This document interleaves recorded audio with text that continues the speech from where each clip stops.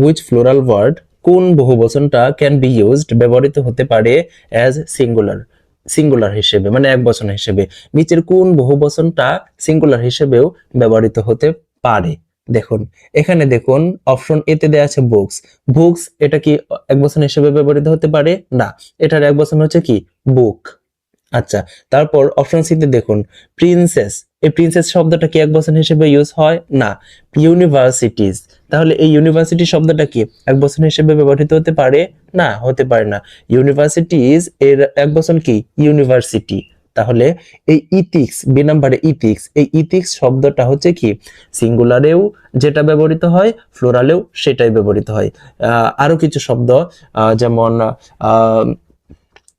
গ্যালোস, mathematics, innings, এগুলো মূলত floral বলতে গেলে এগুলোর ফ্লোরাল হয়ই না, এগুলো সর্বদাই সর্বাবস্থায় সিঙ্গুলার হিসেবেই ইউজ হয়। তাহলে উত্তর হিসেবে আমরা বি নাম্বার গ্রহণ করব।